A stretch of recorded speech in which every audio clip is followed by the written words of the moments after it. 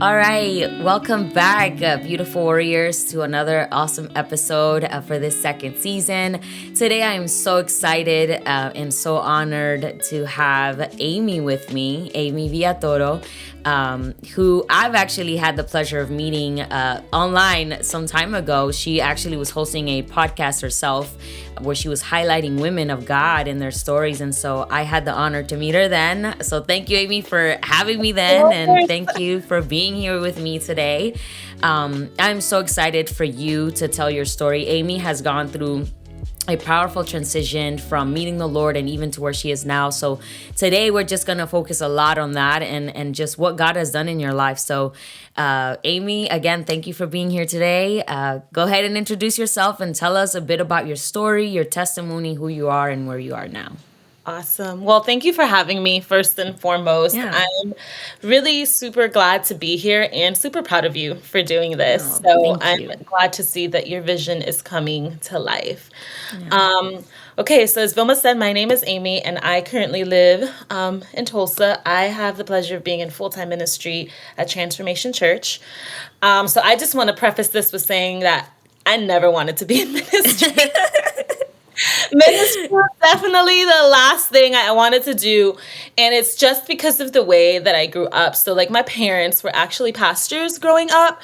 And I grew up in Miami. So, I haven't lived in Yeah. Tulsa my whole life, but I grew up in Miami. My parents were pastors. And I just had a different view of ministry. So, my dad would preach on Sundays. Then I would go home and, like, Monday through Saturday at home, it was just full of just domestic violence. My father, unfortunately, wasn't the most faithful husband either. So all of that gave me this view of God of like, okay, if there is a God, is he good? And would I Yeah. want my Right. family to even be in ministry? And so, fast forward to a couple years, my parents did get a divorce. And at that point, I was like, well, I guess there's not a good God. Yeah. And my mom stopped going to church. So that, like, that within itself just made me be like, okay, so we're not going to church. There isn't a good God. There's not really a belief of God there, I guess. Right. Or there's not even a good image of God there. So from like 9 till about 15, I didn't go to church. And, those are just some rough years for kids in general. Right. 'Cause you're Yeah, trying to learn absolutely. about who you are.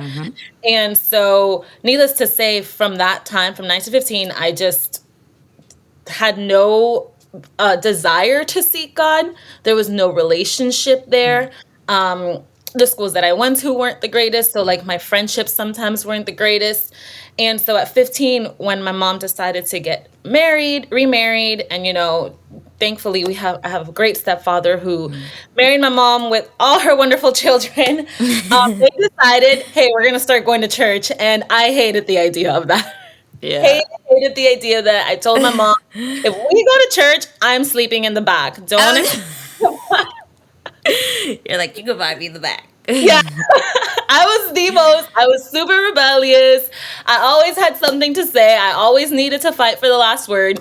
So I was going to make it a point that taking me to church was an absolute waste of time.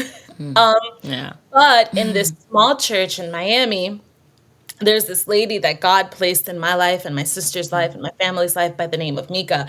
And for some reason, she just really decided, hey, I'm going to take you guys under my wings. Wow. And really, at that time, she showed me and my older sister, like, there is such a thing as a relationship with God. And what your dad did is not a reflection of who God is. And Wow. his decisions and the choices he decided to make is not a reflection of the kind of relationship you will have with God. It's different. Those are his personal choices, Yeah. but it doesn't take away from the goodness of God. Right. Yeah. And you know, I first it was kind of hard for me to believe that, but it was just she persevered just enough to where my walls came down just a little, Wow. and I was like, "Okay, God, like maybe you are good. And if you are, like I'm just going to say this prayer of salvation and I'm going to allow you in just this much, but you don't get to tell me what to do." Like in my personal decisions. Um, and honestly, that right there, like this lady, I don't know where she is now. So if you happen to hear this, shout out to you. Oh, Shout out to you, Uh, Mika. so if that was just enough, like what she did in my life at that time as a 15-year-old, that was like Wow.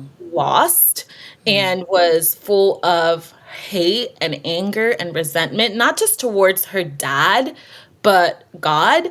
Like it was just enough to me for me to be like, okay, God, I can trust you just a little, but it's exactly what I needed at the time because my dad actually ended up in federal prison and he needed us at that time. And had I not gone through that process, okay, maybe there is a good God, I would have not forgiven him just enough and would have left him there. Like I would have never Wow. gone to visit him. I would have never written to him. None of that. So what God did in that moment was just enough for me to show up on the visitation days and be like, I'm here even though you left us.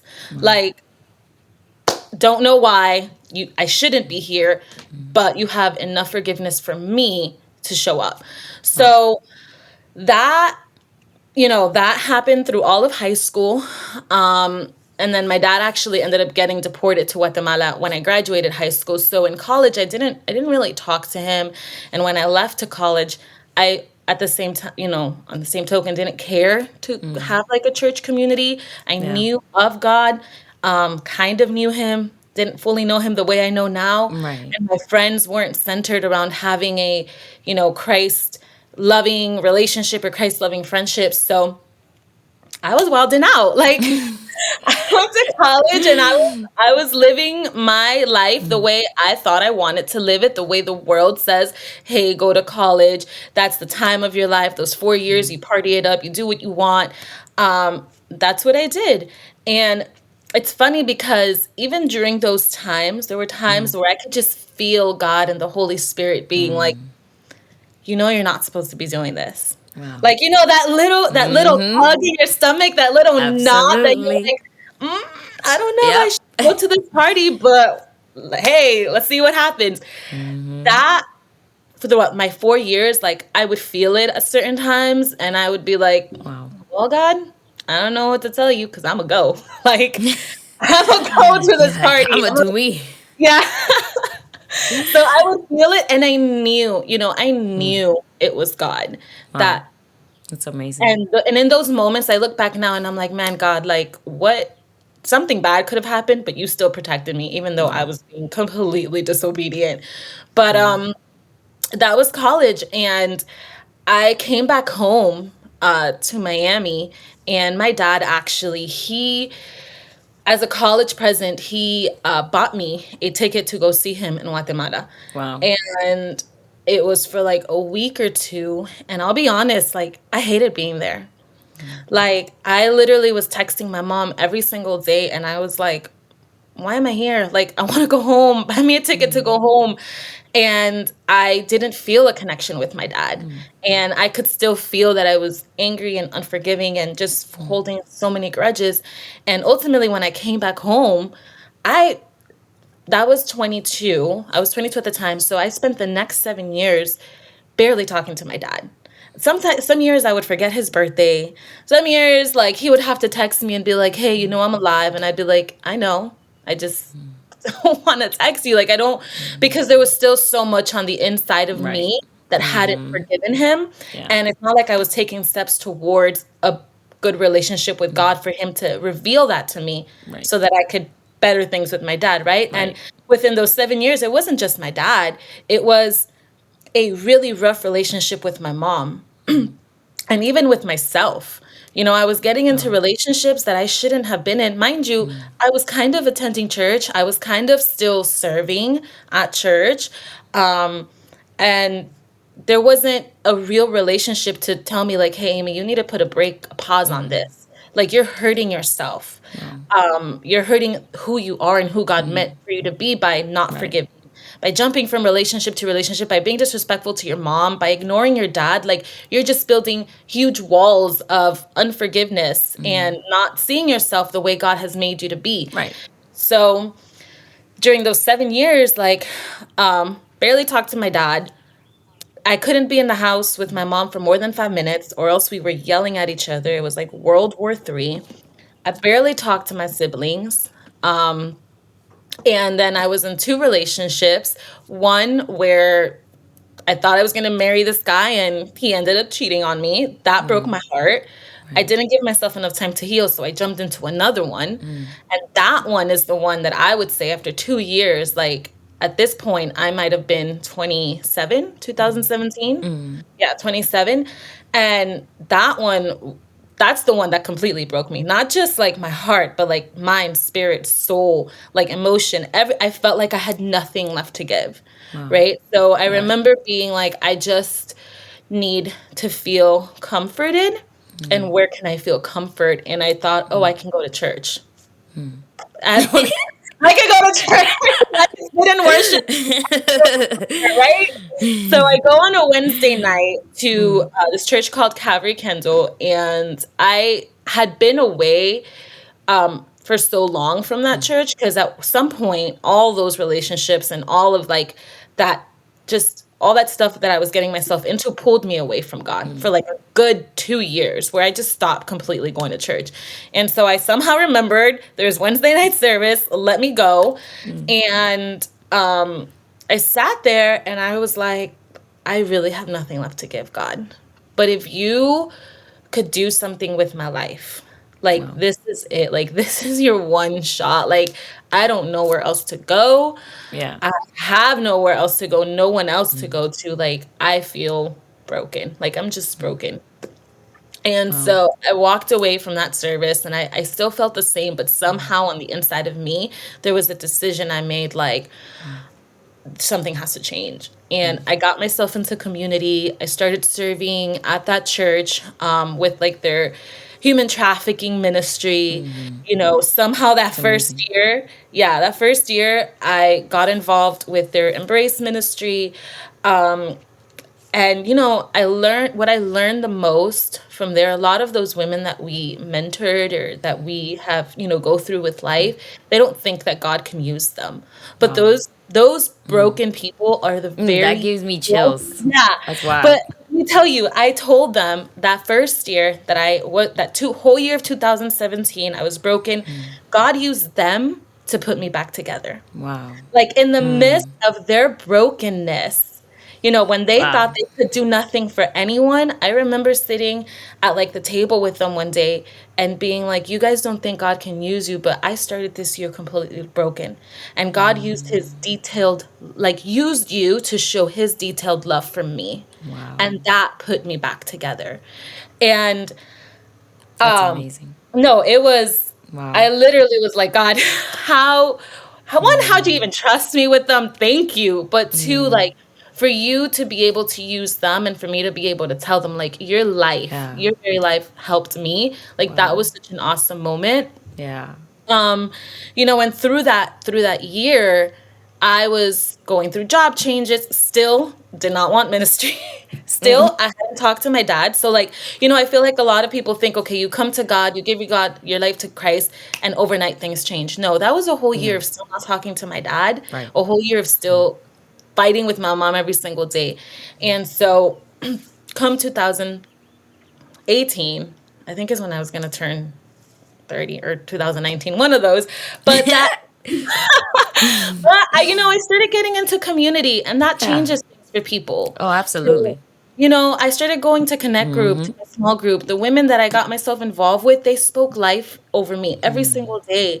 Yeah. And so going through that, I started slowly being like, okay, I want to do more, God. Like, thank you for loving me. And then I started saying, okay, I'm going to read the Bible. I'm going to take the Bible seriously. My entire life, people had been reading the Bible to me. I had never done it for myself. So in doing that, I started reading things that started making me realize I can't change people, but I can change me. Wow. I can't change the way my mom's going to react, but I can change me. So maybe I shouldn't be as disrespectful as I am. Like Wow. the Bible literally started coming to life to me, and it started making me realize I'm the problem. That's so Like beautiful. Yeah. you know, and that's hard for us to Oh, recognize. absolutely. Yeah. 100%. For us to realize, Yeah. hey, we're the issue and we're the ones that need to change. Like it's hard because then at that point we need to have accountability with Yep. ourselves, and that we don't want to do that. Nope. So I started realizing, like, okay, Amy, and I just started praying, like, God, please, like, somehow, some way, help me. Please help me not talk back. Please help me find a way to love my brothers and my sisters. Like, help me to find a common ground for me and my mom. I want to be able to live at home in peace. Like, I don't want this to feel like World War III. Right. And he just started showing, like, okay, well, don't say this. Don't fight back. Fight for your peace, you know? Right.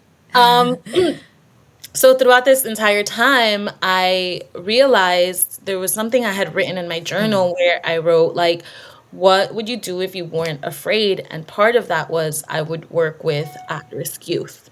And I had a friend that I had been introduced to, that he worked with incarcerated juveniles. And so I just went and asked him, and I was like, hey, do you know how I can get involved with at-risk youth, specifically girls, you know? Yeah. And then he was like, yeah, and he introduced me to Youth for Christ. And he's like, they go into juvie, and they do have girls in juvie, and if you want to get involved with that, I'll connect you. So he connected Wow. me, and I started doing that. And I remember being like in my corporate job and being like, I can't wait till Tuesday, because that's when we would go. And I'd be like, Yeah. because I find my peace in juvie. Like, I find Yeah. peace in juvie, you know? Who Yeah. said that? Like, like, go hang out in jail with like Yeah. kids. But Well, that's I amazing. That's just like a testament of the Lord. That's amazing. yeah, no, I Wow. miss them, but I love the kids that I would interact with every Tuesday. Like, they're in jail, but Right. they're just, I feel like, misunderstood. And they were so um, open to having us be there and read the Bible with them. So Wow. it was an awesome experience. And that made me realize, oh man, this is making me want to be in ministry. You were like, no, no, yes, yes. I literally at one point was like, God, you better not ask me to go into full-time ministry. Wow. But yeah, this is 2018. But at the end of that year, I could feel him speaking to me and being like, summer next year, life is gonna look different. And you may just you probably will be in ministry, Amy, and you will be in full-time ministry by the end of next year. Yeah. And that took a lot of processing for me. Right. Yeah. So Wow. I literally started just preparing for it in all kinds of ways, like emotionally, spiritually, financially, just being like, okay, if I'm gonna quit my job in the summer or mid-year, what do Yeah. I need to get prepared? And then in the midst of that, I'm about to turn 30. I'm planning a trip with my friends to Peru. And one Sunday afternoon, I'm just sitting, I had a park that I would go to, and I would just meet God there. And Wow. he just spoke to my spirit, and he would be like, because my truth was always every single life is redeemable. That's the truth and Right. conviction that I would stand by, Yeah. especially when I worked with those kids. And he Yeah. spoke to me, and he said, if you say your truth is that every single life is redeemable, you have to believe that for your dad, or you can no longer walk by that conviction. You can no Wow. longer say that you stand on that truth. Wow. I put my pen down and I was like, what? Wow. I literally Literally just was like, wow. yes. I literally sat there and was like, what does this mean? And so I just picked up my phone and I texted my friends and I said, I can't go to Peru. Like, I have to go see my dad in Guatemala. Wow. And at that time, like a couple days before, I remember I was just so mean to my dad and I said some really horrible things to him. And he himself was like, I can't believe you said that to me. And so I texted him and I said, this might sound weird, out of this world, but I have these days already cleared because I was going to go to Peru, but I feel like I need to go see you. And so I said, please, like, for these 2 weeks, don't work. If you can hand off your work to someone else, don't worry, I'll pay for everything. I wanna have a trip where I go see you, where we explore and we have some really hard conversations and just Wow. begin the healing process of our relationship. And so, Wow. yeah, it was. Amy, I have chills. Like, this is wild. It's amazing. Go ahead, No, keep going. no, sorry. And then so I sat there in my, because I had my own little prayer closet. I sat there and I was like, "What now, God? Like, if I were to see my dad now, I wouldn't be ready. Like, what in myself do I need to figure out? What truths am I going to get out of? And like, do I have the resolve that no matter what he says, I can still forgive him? Because if that's not my resolve, I can't go see him. Right. I need to show up in Guatemala that with the resolve that no matter what he says to me, to whatever questions I have, I can still leave there and say, I forgive you and I love you and I want a healing in our relationship. And so before I got there, that's what God was working in me, like just constantly pouring into me, like, yeah, your dad maybe didn't make these great choices, but he's trying. And I would just start thinking, like, okay, Amy, like, forgive your dad. Thinking, praying, telling God, like, show me how, tell me how, point me where. Like, so even before I see him, it was a process with myself. Like, why does it hurt me so much that he did this? Like, what's the root of it? Is it anger? Is it resentment? Okay, God, so now let's work out resentment. Is it that I felt unvalued by him? Okay, so now help me value myself without his validation. Right. So I just started asking questions that pointed me to the root of what the actual feeling was Right. so that I could go to God and be like, I surrender it to you. Like, I can't control this. Help me. So finally I get to Guatemala, and Vilma, I will say it was the best 2 weeks of my life. Wow. Like, it was so healing. I literally planned an itinerary for us to go and explore like the country. It was like we were backpackers in our own country. Like, I feel like That's I'm back. amazing. Yeah, Yeah. it's like we went on hikes. We had difficult conversations. Like, we cried, we laughed, we ate together. But at the end of it, I could truly say that our relationship healed so much. Wow. And like, we still talk every single day. Like, I call him, like, I was just with him in December. Actually, Oh, believe it or cool. not, a lot of people would think my mom and him and my stepdad wouldn't get along, but we were just in December. It was all of us, my mom, my stepdad, Wow. my siblings, my dad, and he came everywhere with us. Him and my stepdad are great friends. My Wow. mom and him are great friends. But it That's started amazing. with me having to take that step of faith. Right. And I think Wow. God also did it because he knew I was going to go into full-time ministry, and I couldn't stand there and tell those kids, you have to listen to your parents, you have to forgive them, if I hadn't gone through that process Right. myself. Yeah. And so that had to happen. And then I come back, summer comes along, I go into part-time. They started me at part-time ministry. I was freaking out a little bit. I was like, Lord, Oh. how about I cut down my budget to the bare minimum? I'm in Miami part time. Yeah. You know what? God is faithful because, like He had told me the year prior, by the end of that year, I was in full time ministry, Wow. and I loved it. And I spent all of 2022 in full time ministry, 2019, 2020, and towards the end of 2020, I just felt like, okay, I've reached my peak here, God. I know that you're calling me out of Miami. Where? Wow. And then I ended up at Transformation Church Wow. in Tulsa. And it's just Wow. been, I will say this, when you give God your yes, your life will never be Mm. boring. It will You could be an say that again, Amy. yes. It Literally. will That's be an adventure. And absolutely. that is, I guess, I would say that my testimony. Yeah. Wow. Oh my God. And it's wild because when I was thinking about, your particular interview, I remember bits of, your testimony, right? But now you telling it at this moment to me is like, it's even more wild. It's like, wow, like it's amazing. And within your testimony, honestly, there's so much to unpack. There's so much that people can really get out of. I mean, different Yeah. aspects of it. I think one of the most beautiful things is literally the last thing you said is like giving God your yes literally unpacks and just literally unleashes a whole adventure.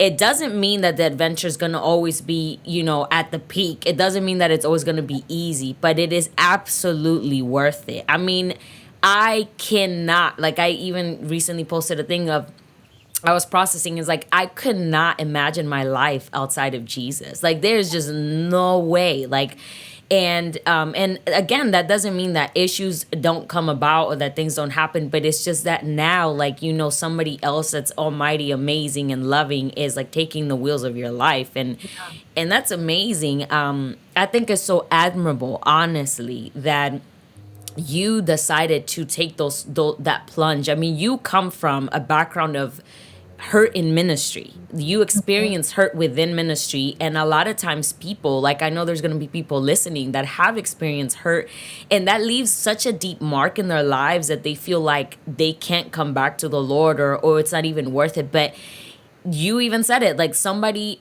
God used a vessel, a woman that even planted a seed at that time who you don't even see anymore, but yet she had a lasting imprint in your life where she decided, here, like, let me love you, let me show you that Christ is real and that this relationship with him is attainable and it's not what you've seen. I'm sorry that you've been through that, but here's the right way. And so I love that. And even let's not even the fact that you experience all of that with your father. I mean, even how God redeemed every aspect of it. I mean, even to the point where now you can say, like, you have a relationship with your dad and your parents can be civil and that, you know, like you all can even be together.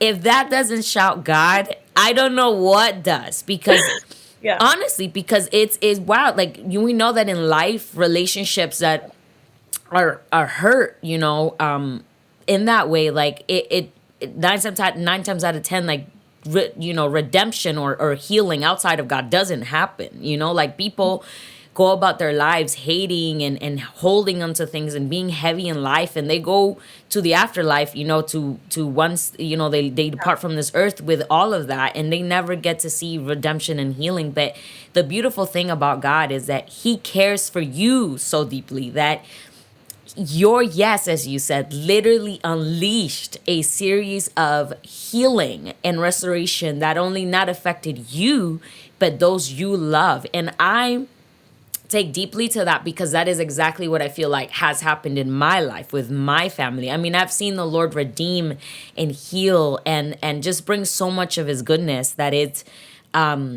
amazing. So honestly, I mean, and I legit had chills because it again, your story, and I really pray that whoever is listening, if you're listening and you literally heard everything that Amy has been through and even where she is now, like I pray that it serves of encouragement to you, whether that's in a family relationship with your dad. I know a lot of us have daddy issues. I had daddy issues, Hmm. or that's your relationship with your mother, or that's, you know, your relationship in situations that you put yourself in, or whether you experience pain in ministry and hurt in ministry. I mean, here's a testament of God's amazing grace. Like literally, when God says its eyes on you, even if you take a little bit of a detour, because sometimes I had a little detour, you know, in my relationship with the Lord, but God is so gracious and amazing that then he pulls you and puts you exactly where you need to be. Here you are now Yeah. experiencing God in a whole nother level. I mean, you are doing full-time ministry at Transformation Church. I'm excited for you. I just think God is so awesome. Okay, Yes. like God is amazing. Like the fact, and it's funny because you and I met through Eldrith, which shout outs to Elle. Yes, We I love love you, her. girl. We love Just you. come with her when she comes visits me. You're more than Yeah. welcome here. Oh, Yeah. thank you. Yeah, I'm gonna take to that. I would love to come to see you, meet you officially in Yes. person, and so I'll remember that. But no, like it, and even the fact that we connected through her, right?